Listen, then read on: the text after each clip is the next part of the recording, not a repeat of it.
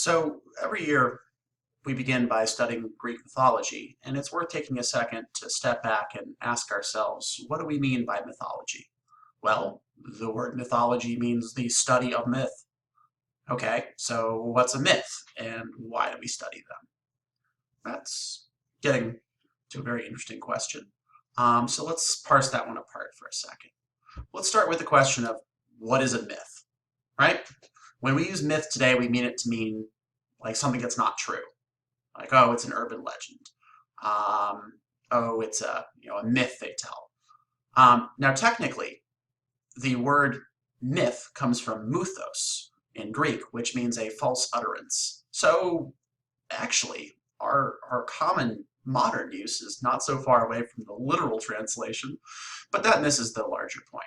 The larger point is that a myth is simply a non-historical traditional story. Now, that's a very technical answer, so let's break that down a little further. Non-historical, didn't happen. Traditional means that it has a long history of being told, and that it's a story. It has a beginning, middle, end, protagonist, antagonist. There's the classic story arc. I am sure that in English class you'll talk a little bit more about what goes into a story. So I'm going to leave that part for now. Let's focus on that traditional part because that sort of is the core of what's important here. And the importance of a myth is that it survived in a time when things weren't written down. It was told over and over again. It was passed down from mother to daughter, father to son. It was told around the campfire. And what this does to the story is it puts it through a selection process. The boring parts get left out, the good parts get kept, sometimes it gets spiced up. And what happens is that the best stories keep going, the stories that stick in people's minds. And why is this important? Because it means that the myth has a purpose. It has something underneath all of it that's exciting, it's intriguing, it's worth telling your kids. So let's then think a little bit more about this and ask ourselves, why do we tell them? Gather around, kids. I'm going to tell you the story of the time that I made popcorn in the microwave. Not a very exciting story. Would not be one that would be passed on. Remember that time that Mr. Lanphier made popcorn? Super exciting story, right? No. Boring, didn't do anything, no one passes that story along. So what stories do we tell? Well, ones that entertain us for starters. But typically myths also have a role in communicating and instructing. Remember, this is a time when nobody's writing anything down. So if you want to remember something, stick it in a story. If you think of Aesop's fables, right? So you have the clever character and the stupid character, and the stupid character makes a mistake, and the clever one does something smart, and they win whatever the challenge is. You remember what that clever guy did, what that clever fox did, and from there, you now have a little kernel of knowledge, right? So they can instruct us. They can also give social values. For example, don't eat people. That's bad. Look at what happened in this story. The guy who ate person, terrible things happened. So remember, don't eat people. Seriously, stop it. Just don't. So that's one side of what myths do. Another part, they explain, right? Where does lightning come from? Why is there thunder? Well, that's Zeus with his lightning bolt, and he throws it, and lightning thunder, right? They tell the story of where did people come from, where did the world, why is the world here, why are there stars, all that kind of stuff. It has the creation story. It has explanations for why do we do things. Why do we always go here in the summer, there in the winter? Why do we do things this way? Well, let me tell you the story about the first time we did that. A lot of foundational myths will help explain that. Myths also make us feel better. They give context. The story where someone has lost their child, and they left them out, and they were picked up by a wolf, and the wolf took care of the young children, and they grew up to be big and strong, and by Jove, they ended up founding Rome. So stories can help make us feel better about bad things that have happened. They can help us express feelings. So they can act as a palliative. They can help get us through hard times. We mentioned social values, right? Don't eat people, or be nice to your parents, things like that. Social values show up in myths. But here's an interesting one. Myths also give us the structure to explore emotions and ideas, right?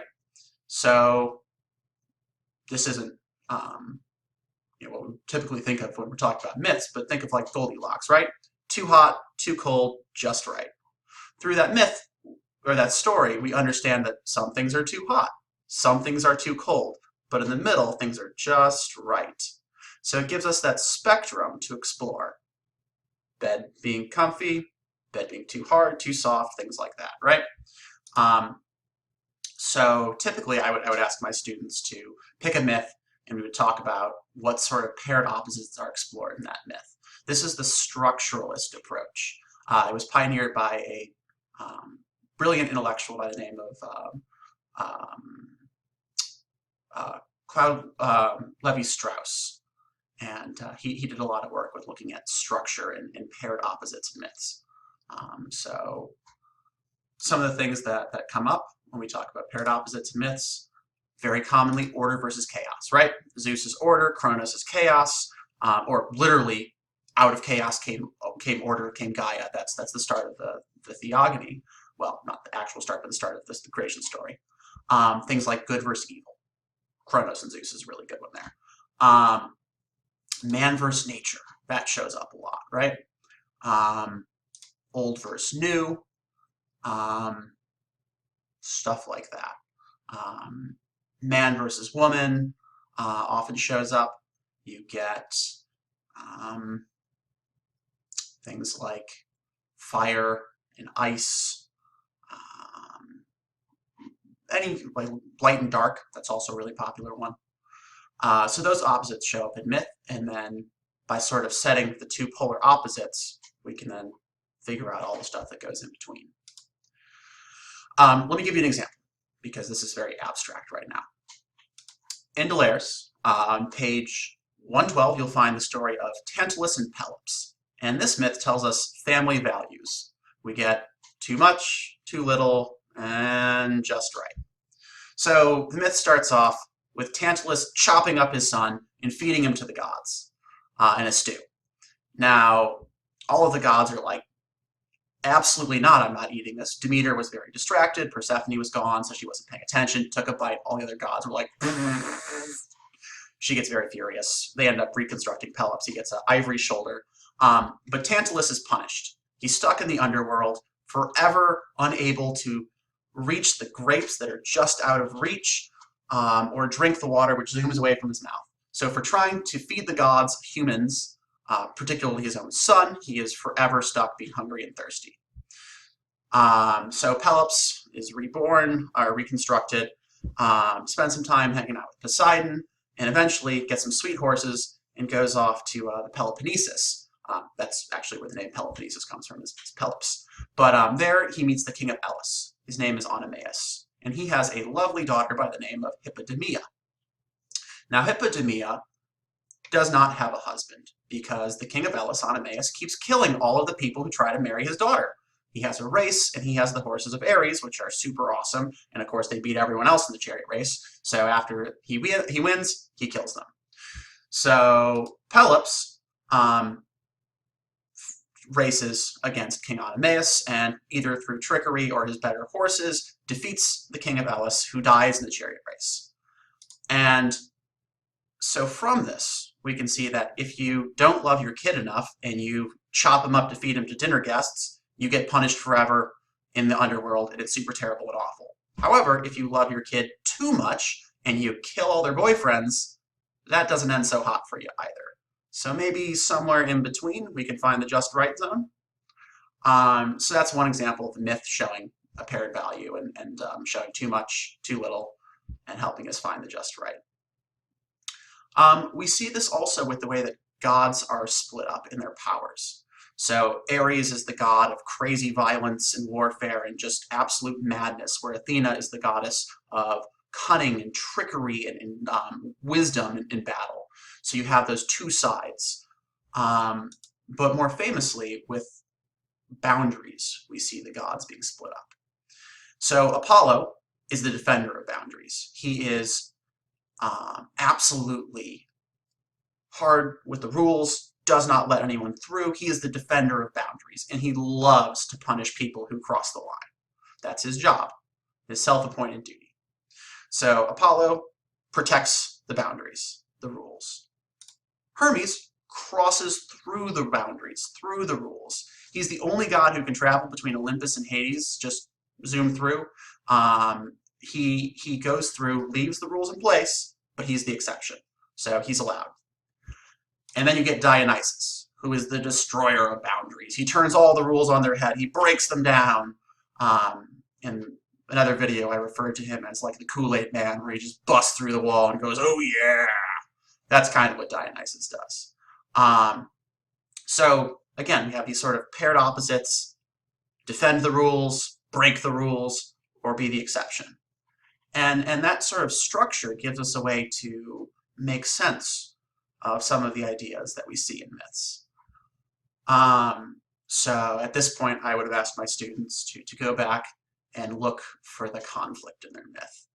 What are the two opposing sides? What is being worked out through this myth? And you'll see quite a few values that show up,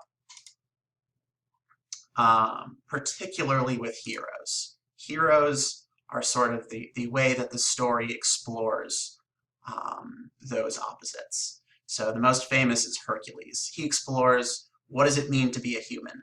By being so much not a human that he's both, because remember, he's half god from Zeus, but more than all the other heroes, he's more than, like, he is more god than man, and that really throws everything off. So he can't wear clothes because he is more than human. In some ways, that makes him less than human. He wears an animal skin, like a lion skin, and he can't use normal people tools. He carries a big wooden club. So by being more god than human, he is also sort of less than human.